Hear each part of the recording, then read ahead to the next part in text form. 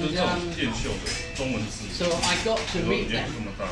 然后他就找到机会去见这两位。And they told me their story, so I put it in the book. 所以他们两位就把他的故事，他就把他们两个故事放在他的这里。And so this book was published, and shortly after, I got a telephone call from United Daily News representative in New York. 然后这个书才刚出版没多久，他就接到联合报驻纽约的特派员彭广阳打个电话给他。So he said, I just read your book and the story of the two Chinese Taiwan pilots, and it's a fantastic story. We don't know that story. 然后这个彭先生就跟他讲说，我看了你的书，然后非常惊讶，竟然有这一段，我们都不晓得这个事情。Now that wasn't quite true because when China released those two to Hong Kong, they made a statement that they released them. So that was already published that they were in Hong Kong. But that was the last piece of information that was published. And the story about how Taiwan refused to have them back and how they were then taken to the US by CIA, that was new. Okay, so you mean that the statement was published? There was a picture, I think the Hong Kong newspaper. Oh, okay, but not. Maybe not. 就是当然，因为这两个人被老共放到香港以后，是香港的报纸是有登说，就是这两个人的事情。可是我想台湾这边都没有人登说，那更不要提他们后来被 CIA 接到美国去。And so the representative for United Daily News in New York said, we want to take your book and make a local version of it for Taiwan.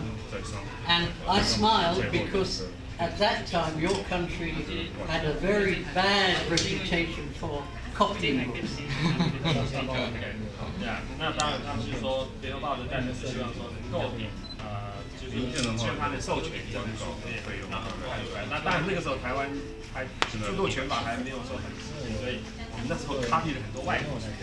So I was a little concerned about that, but anyway, I said, go ahead. And I must say that United Daily News and Thinking Publishing, which is their company, they honoured me and they paid me some money for this. And as you know, they assigned their local reporter to adapt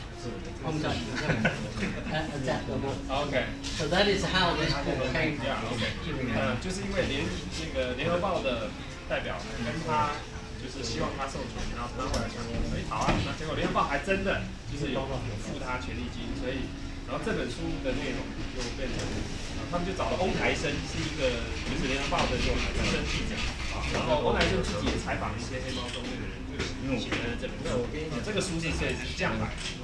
Now, what I did not realize was, of course, they wanted to publish this for the history, but because they are a newspaper, they also wanted to make a campaign and make a big story in the newspaper about Ye and Chang to bring them back. 就是说，他本来以为他们只是出一本书，出一个历史书而已，没想到因为他是报社，所以报社顺便那时候也就做了一个新闻，就是希望能够让这两个人回到台湾。So they made a big story in the paper about and of course, by this was now 1991. So Chiang Ching-kuo was dead, and your country was becoming more open, and so because when the New York, I asked the New York guy, can you really publish this in Taiwan? Is it politically possible to publish? 他想那个时候因为我们之前还在写嘛，所以他还有担心，他还问那个纽约联合报代表说，你们台湾真的可以登这一本吗 But he explained, changing for now, things are changing. 然后还说真的过世了嘛，所以我台湾不 anyway, the newspaper, this was published, the newspaper made the big story, and I understand from the newspaper that this caused questions to be asked in a legislature.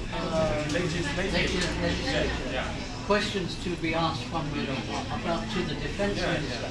Why do you not accept these pilots? 然后那时候就是因为联合报报道了以后，一个立法委员说赵少康就去质询说为什么我们国家不让这两个人回来。So the defense minister said, "Oh, they can come home." 然后国防部长就说 ：“OK， 他们可以回来。” And so that is why, well, Chang Yi, he came back, but Ye Changyi, he did not want to come back because he was very bitter about not being allowed back from Hong Kong. So he stayed in the US. The CIA had set them up with jobs. Jack in Virginia, running a whole person firm. Ye in Houston, a jewelry shop. 那时候 CIA 就安排说，让张立在维吉尼亚去做一个老人院的一个就是管理者，然后叶长地是在 Houston 开一个珠宝店。那时候结果是一开始说可以回来的时候，是张立先回来。叶长地因为觉得当年从香港不让我回来，他不太高兴，所以一开始他就没有回来。So Jack Chan came back. Ye stayed in the US, but eventually Ye also came back. Eventually, but only a few years ago. OK， 所以是第一次是张立先回来，然后再来叶长地是过几年才回来。那 OK，I can my story。那也谢谢他，为什么？因为当那个张立回来的时候，联合报就写说，这两年就是张立教官回来，他的儿子跟他献花，结果一看那个他我同学，国中同学，几十年我都不知道我同学爸爸是一个警队，对，就是这么巧，对。Yeah, because when the United Daily reported that Jack Zhang came back to Taiwan and at the airport, his son, second son, presents a wild photo. Then I realized, gosh, that's my classmate, very into my junior. I didn't know that for many years. Anyway, so that's the story, and I'm particularly proud that I had a part playing in the return of the 所以这就是这两位黑猫能够回来，我觉得他很高兴，说他很荣幸能够等于说参与这个历史性的这个事情。OK。那I want to also say thank you for on behalf of we people here because not only for these two people， 他同时也帮忙把一架 U-2C 保存下来。I'm talking about that U-2C in Imperial War Museum in That's one. You may have to preserve that one. OK， 就是因为一支美国在 U-2 在英国有基地，然后那当然等于说他们换了后来的 U-2， 那老的 U-2 就变成多的，结果有一架 U-2C 他们要做什么 battle damage repair， 就是比如说砰被炮弹打个破洞，然后就有个钉那个把那一片补起来，所以是那一架 U-2 本来是做这个任务，后来他们就觉得说，这架老了算了，也没有，因为我们坏新飞机了嘛，这架算了，要拆掉哦。就他跑去说不行，那一架飞机很有历史，那架就曾经在台湾服役过的老的 U-2C， 结果那个他们就跑去申请，结果那个美国联队长就决定说 OK 好，这架我们保留下来，送给英国，所以英国的就放在他们的那个战争博物馆的空军分馆在 Duxborough， 所以你现在到 Duxborough 去看到那一架 U-2C 是在台湾服役过的 U-2C 359号机，而且就是他去申请保留在，不然我们现在看不到我们最早期，除了你到大陆点进去看之外，对。 But the other significant U-2C that is preserved is the one at the Blackbird Airport, Yeah. which director Young Yeah. filmed, because that is the one that Hua saved. Yeah. That is the one in the Blackbird Airport in Palmdale. OK， 在加州的 Palmdale 啊，那有一个 U-2的一个公园啊，里面就有一架 U-2，那架 U-2就是华旗军将军当年迫降的那一架啊，现在保留在加州。It's public accessible？ Yeah. Oh yeah. 就是谁都可以去，是公开的。One of the few where it's on the ground, not in the ceiling. OK， 而且很有意思，大部分的 U-2很奇怪，都吊起，在博物馆里面，只有少数这个是放在地上。There are only 11 of the original 55 U-2s AC models survived. OK 11 in museum. OK， 所有当年55架里面，只有第一早期的 A 型、C 型，只有11架活下来，啊，然后都在博物馆。 Of the rest, 7 were shot down. 7架被击落， 5 over China, 5架在大陆被击落， 1 over Soviet 1 Union, 架在苏联，就是包围， and 1 over Cuba. 1架在古巴，就 Henderson， And the rest were lost in a training accident. 其他的就都在训练任务中摔跤。